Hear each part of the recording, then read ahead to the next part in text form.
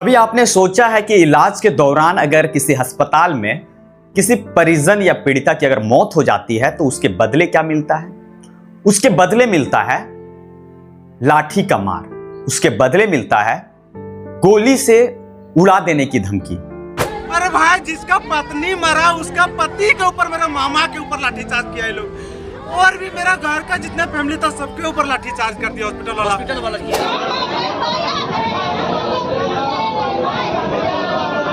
Patient से मिलने नहीं दे रहा है। जब हम लोग को पता चला कि पेशेंट आपका ठीक नहीं है, हम लोग घर से आए, यहाँ जब हम लोग हल्ला उल्ला किया कि हम लोग को पेशेंट से मिलने दीजिए, तो देखिए लाठी चार्ज कर दिया हॉस्पिटल वाला।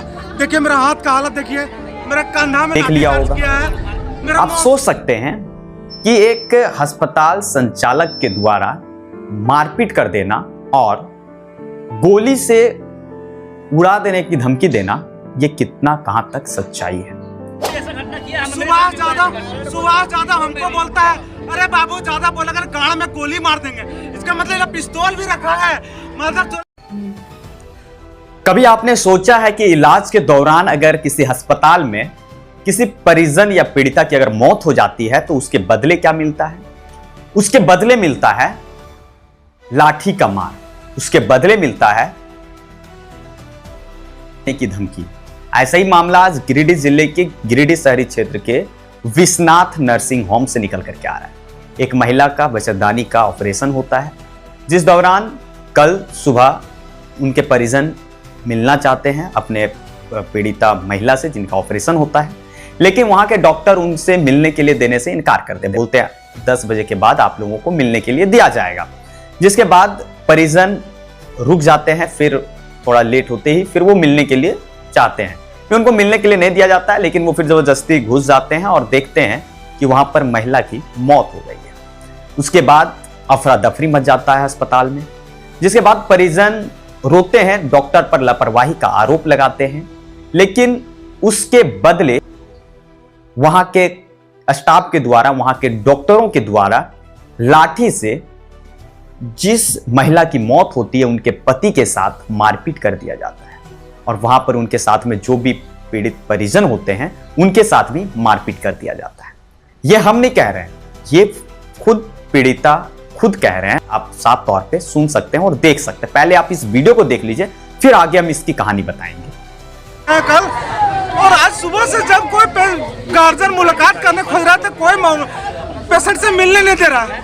जब हम लोग को पता चला कि पेशेंट आपका ठीक नहीं है, हम लोग घर से आए, यहाँ जब हम लोग हल्ला उल्ला किया कि हम लोग को पेशेंट से मिलने दीजिए, तो देखिए लाठी चार्ज कर दिया हॉस्पिटल वाला। देखिए मेरा हाथ का हालत देखिए, मेरा कंधा में लाठी चार्ज किया है। मेरा मौसी है उसके ऊपर लाठी चार्ज किया, लेडीज के ऊपर लाठी चार्ज किया, मेरा भाई के ऊपर लाठी चार्ज किया। अरे भाई, जिसका पत्नी मरा उसका पति के ऊपर, मेरे मामा के ऊपर लाठी चार्ज किया है लोग, और भी मेरा घर का जितना फैमिली था सबके ऊपर लाठी चार्ज कर दिया हॉस्पिटल वाला किया। हम इतना जानना चाहते हैं कि हॉस्पिटल में लाठी का क्या काम है, ये हम जानना चाहते हैं। उसके बाद जो रिसेप्शन में बैठता है कोई यादव है मोटे करके, सुभाष यादव हमको बोलता है, अरे बाबू ज्यादा बोला अगर गाड़ में गोली मार देंगे। इसका मतलब पिस्तौल भी रखा है। मदर चोला हॉस्पिटल है कि गुंडा खाना है? सो बताओ, हमको पागल लग रहा है। हम प्रशासन से न्याय मांगते हैं। जो डॉक्टर ट्रीटमेंट किया है, सीजर किया, उसका गिरफ्तारी होना चाहिए। जिसने लाठी चार्ज किया वो गिरफ्तार होना चाहिए। हॉस्पिटल सीज होना चाहिए। महिला के ऊपर लाठी चार्ज किया उसका FIR होना चाहिए। महिला के ऊपर कोई पुरुष लाठी चार्ज कर दे तो कानून खुद उसका उपाय करे। हम क्या बोल सकते हैं? हमसे बेहतर कानून खुद है और हम कुछ नहीं बोल सकते इसमें। कहते हैं डॉक्टर भगवान का रूप होते हैं, क्योंकि उनके हाथों में किसी की जिंदगी और मौत का फैसला छुपा होता है। लोग अपनी आखिरी उम्मीद लेकर अस्पताल पहुंचते हैं कि शायद यहां से उन्हें नई जिंदगी मिल जाएगी, लेकिन जब उसी अस्पताल में इलाज के दौरान किसी की मौत हो जाए और परिजनों को न्याय की जगह मारपीट और धमकी का सामना करना पड़े, तो सवाल सिर्फ एक अस्पताल पर नहीं बल्कि पूरे सिस्टम पर उठने लगता है। ऐसी ही एक दर्दनाक घटना झारखंड के गिरिडीह जिले के नगर थाना क्षेत्र स्थित विश्वनाथ नर्सिंग होम से सामने आया है। बताया जा रहा है कि डुमरी थाना क्षेत्र के जितकुंडी गांव निवासी 35 वर्षीय नीलम कुमारी पति मुकेश मंडल को बच्चेदानी के ऑपरेशन के लिए 14 मार्च को विश्वनाथ नर्सिंग होम में भर्ती कराया गया था। परिजनों के मुताबिक अस्पताल प्रबंधन ने ऑपरेशन के लिए पैसे जमा करवाए और खून की व्यवस्था भी करने को कहा, जिसके बाद परिवार वालों ने हर व्यवस्था पूरी कर दी। परिजनों को उम्मीद थी कि ऑपरेशन के बाद नीलम कुमारी स्वस्थ होकर घर लौटेंगी, लेकिन शायद किसी को अंदाजा भी नहीं था कि अस्पताल के इस दरवाजे से वह जिंदा वापस नहीं लौट पाएंगी। मृतका के पति मुकेश मंडल का आरोप है कि ऑपरेशन के बाद अचानक सोमवार को महिला की तबीयत बिगड़ गई। जब परिजन मरीज से मिलने की कोशिश कर रहे थे, तब अस्पताल प्रबंधन ने उन्हें मिलने नहीं दिया और बार बार कहा जाता रहा कि इलाज चल रहा है। परिजनों का कहना है कि उन्हें बार बार पर्दा लगाकर बाहर रखा गया और मरीज की हालत के बारे में स्पष्ट जानकारी नहीं दी जा रही थी। इसी बीच अचानक महिला की मौत की खबर सामने आई। जैसे ही मौत की सूचना मिली, परिवार में कोहराम मच गया। रोते बिलखते परिजन जब अंदर जाने की कोशिश करने लगे तो अस्पताल कर्मियों के साथ उनकी कहासुनी हो गई और मामला इतना बढ़ गया कि मारपीट की नौबत आ गई। परिजनों का आरोप है कि अस्पताल कर्मियों ने उनके साथ मारपीट की और उन्हें धमकाया भी गया। इतना ही नहीं, पीड़ित परिवार का यह भी कहना है कि जब महिला की हालत गंभीर थी, तब अस्पताल प्रबंधन ने समय रहते उसे बड़े अस्पताल में रेफर नहीं किया, जबकि परिजन लगातार रेफर करने की मांग कर रहे थे। घटना के बाद गुस्साए परिजनों और स्थानीय लोगों ने अस्पताल परिसर में ही धरना प्रदर्शन शुरू कर दिया और दोषी डॉक्टर व अस्पताल प्रबंधन के खिलाफ सख्त कार्रवाई की मांग की।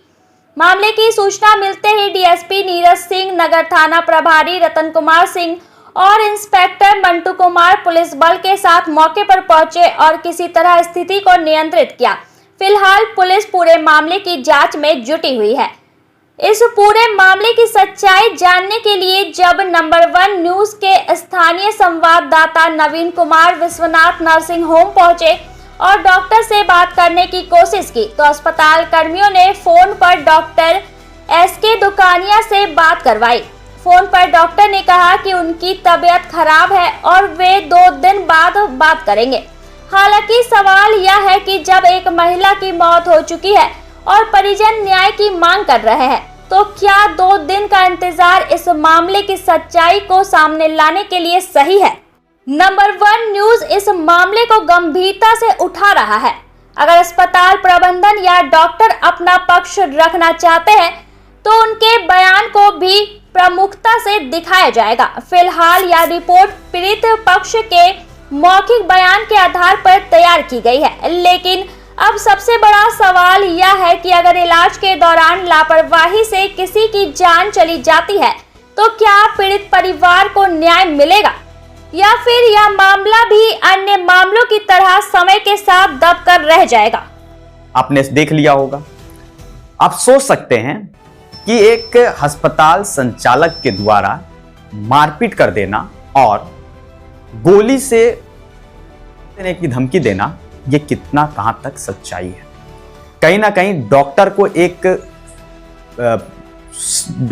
भगवान का रूप माना जाता है, लेकिन डॉक्टर ही जब लाठी और बंदूक की जब बात करने लगेंगे तो आखिर पीड़िता कहां जाएंगे, जो इलाज कराने वाले जो लोग हैं वो कहां जाएंगे।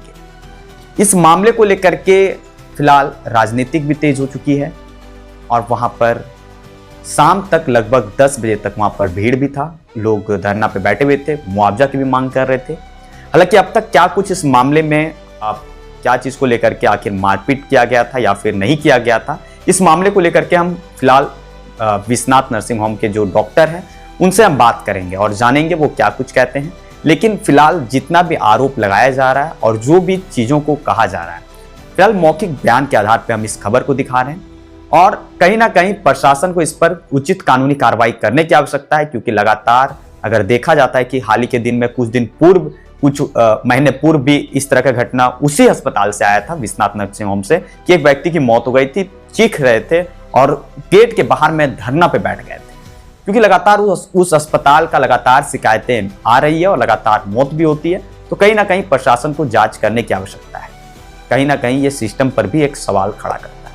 फिलहाल इस मामले को लेकर के डॉक्टर से भी हम बात करेंगे और पीड़ित परिजन फिर से अगर कुछ अपना पक्ष रखना चाहेंगे तो बाकायदा उनके खबरों को दिखाएंगे। फिलहाल तब तक के लिए दीजिए इजाजत। कैमरामैन प्रवीण कुमार के साथ गिरिडीह से नवीन कुमार की खास रिपोर्ट। जय।